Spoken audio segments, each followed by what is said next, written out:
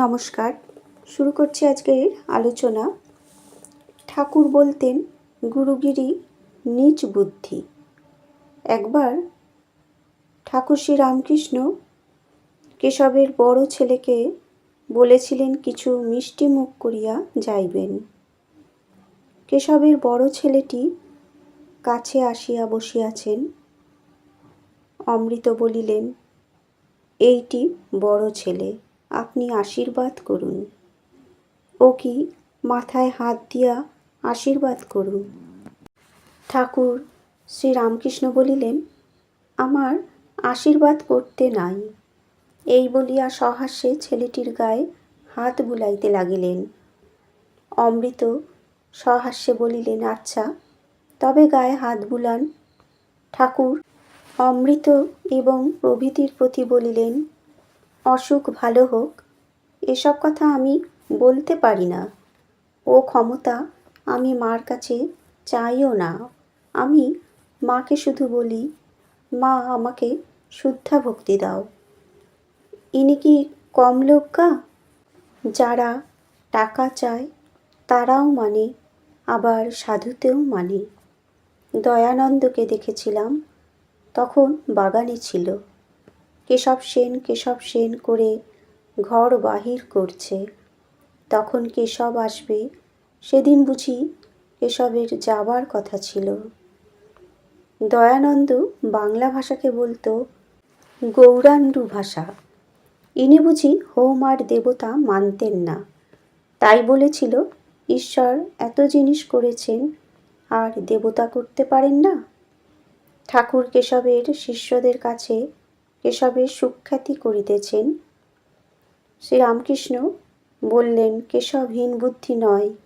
ইনি অনেককে বলেছেন, যা যা সন্দেহ সেখানে গিয়া জিজ্ঞাসা করবে। আমারও স্বভাবেই আমি বলি, ইনি আরও কোটি গুণে বাড়ুন। আমি মান দিয়ে কি করব? ইনি বড়লোক, টাকা চায় যারা তারাও মানে, আবার সাধুরাও মানে।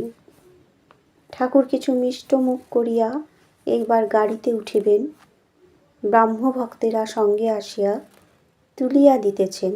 সিঁড়ি দিয়া নামিবার সময় ঠাকুর দেখিলেন নিচে আলো নাই। তখন অমৃত প্রভৃতি ভক্তদের বলিলেন, এসব জায়গায় ভালো করে আলো দিতে হয়, আলো না দিলে দারিদ্র্য হয়, এরকম যেন আর না হয়। ঠাকুর দুই একটি ভক্ত সঙ্গে সেই রাত্রে কালীবাড়ি যাত্রা করিলেন। ইংরেজি 28 নভেম্বর 1883 খ্রিস্টাব্দ। বেলা 4টে কি 5টার সময় শ্রীরামকৃষ্ণ শ্রীযুক্ত কেশবচন্দ্র সেনের কমলকুটির নামক বাটিতে গিয়াছিলেন। কেশব অত্যন্ত পীড়িত ছিলেন, যেন শীঘ্রই মর্তধাম ত্যাগ করিয়া যাইবেন। কেশবকে দেখিয়া রাত্রি 7টার পর মাথা ঘষা গলিতে শ্রীযুক্ত জয়গোপালের বাটিতে কয়েকটি ভক্ত সঙ্গে ঠাকুর আগমন করিয়াছেন। ভক্তেরা কত কি ভাবিতেছেন। ঠাকুর দেখিতেছি নিশিদিন হরিপ্রেমে বিহল। বিবাহ করিয়াছেন, কিন্তু ধর্মপত্নীর সহিত এইরূপ সংসার করেন নাই।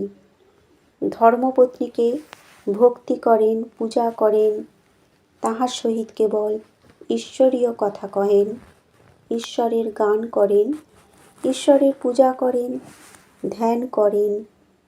মায়িক কোনো সম্বন্ধই নাই। ঈশ্বরী বস্তু আর সব অবস্তু ঠাকুর দেখিতেছেন। টাকা, ধাতুদ্রব্য, ঘটি বাটি স্পর্শ করিতে পারেন না। স্ত্রীলোককে স্পর্শ করিতে পারেন না। স্পর্শ করিলে শিঙি মাছের কাঁটা ফোটার মতো সেই স্থান ঝনঝন কনকন করে। টাকা সোনা হাতে দিলে হাত দেউড়ে যায়, বিকৃত অবস্থা প্রাপ্ত হয়, নিঃশ্বাস রুদ্ধ হয়, অবশেষে ফেলিয়া দিলে আবার পূর্বের ন্যায় নিঃশ্বাস বহিতে থাকে। ভক্তেরা কত কি ভাবিতেছেন। সংসার কি ত্যাগ করিতে হইবে? পড়াশোনা আর করিবার প্রয়োজন কি? যদি বিবাহ না করি, চাকরি তো করিতে হইবে না। মা বাপকে কি ত্যাগ করিতে হইবে? আর আমি বিবাহ করিয়াছি, সন্তান হইয়াছে, পরিবার প্রতিপালন করিতে হইবে। আমার কি হইবে? আমারও ইচ্ছা করে নিশিদিন হরিপ্রেমে মগ্ন হইয়া থাকি। শ্রীরামকৃষ্ণকে দেখি আর ভাবি, কি করিতেছি। ইনি রাত দিন তৈলধারার ন্যায় নিরবচ্ছিন্ন ঈশ্বর চিন্তা করিতেছেন, আর আমি রাত দিন বিষয় চিন্তা করিতে ছুটিতেছি। একমাত্র ইহারই দর্শন যেন মেঘাচ্ছন্ন আকাশের এক স্থানে একটু জ্যোতি। এখন জীবন সমস্যা কিরূপে পূরণ করিতে হইবে, ইনি তো নিজে করে দেখালেন, তবে এখনো সন্দেহ? ভেঙে বালির বাঁধ পুরাই মনের স্বাদ। সত্য কি বালির বাঁধ? যদি তাঁর উপর সেরূপ ভালোবাসা আসে, আর হিসাব আসবে না। যদি জোয়ার গাঙে জল ছুটে, কে রোধ করবে? যে প্রেমোদয় হওয়াতে শ্রী গৌরাঙ্গ কৌপিন ধারণ করেছিলেন, যে প্রেমে ঈশা অনন্যচিন্ত হয়ে বনবাসী হয়েছিলেন, আর প্রেমময় পিতার মুখ চেয়ে শরীর ত্যাগ করেছিলেন, যে প্রেমে বুদ্ধ রাজভোগ ত্যাগ করে বৈরাগী হয়েছিলেন, সেই প্রেমের এক বিন্দু যদি উদয় হয়, এই অনিত্য সংসার কোথায় পড়ে থাকে? আচ্ছা, দুর্বল যারা, যাদের সে প্রেমোদয় হয় না, যারা সংসারী জীব, যাদের পায়ে মায়ার বেড়ি, তাদের কি উপায়?